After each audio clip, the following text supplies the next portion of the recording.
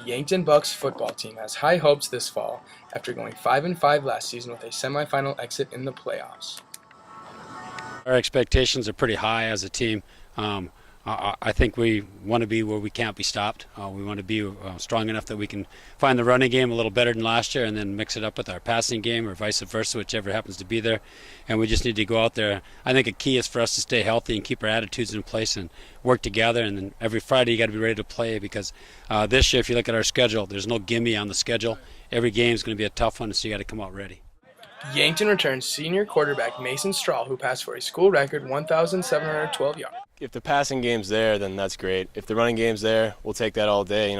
Whatever's going to be easiest, whatever the defense is giving us, and if we can keep it balanced, that's probably what we try to do. Yankton will look to replace All-State wide receiver J.J. Hanna, who is running track at South Dakota State this fall. There's no way to replace a guy like J.J. Hanna. It's going to take at least 4 or 5 different guys. We got that coming back. A lot of guys, didn't even get. A lot of guys had experience. A lot of guys didn't see the field that are going to see the field this year. And it's a matter of all those guys stepping up and coming together to replace that one guy and then try to build on our passing attack. According to senior running back Levi Kabella, the offensive line has been on point so far in practice. The line has gotten a heck of a lot more aggressive and is very good. They're going to surprise a lot of people when we come out in that first game. The Bucks were ranked 3rd in the South Dakota Sports Writers poll in Class AA for the upcoming season.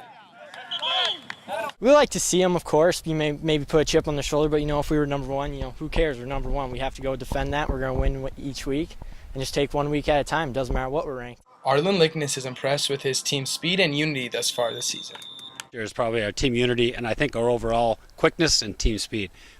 Overall, our kids worked pretty hard and all of them gained a half step here and a half step there, and I think that's going to pay off on the football field. Yankton Bucks have a tough schedule this season, but aren't looking past their first opponent, the Mitchell Colonels, on Saturday in Mitchell.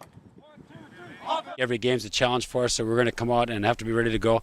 Coach, you always got to be ready for homecoming. That'll be a big one, and that's a team we got beat by last year, so that's something we got to be ready for. You know that Brandon Valley is ranked 2nd in the AAA class, and so you got to be ready for them. But you can't overlook anybody. You got to be ready for everybody. So we've got our first 2 games are Mitchell and then Stevens, and we got to be ready to play.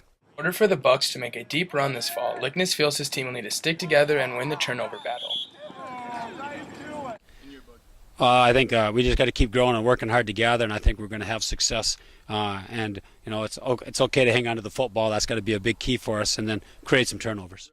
Follow Yankton Buck coverage online at yankton.net. For the Press and Decoden, I'm Nick Robinson.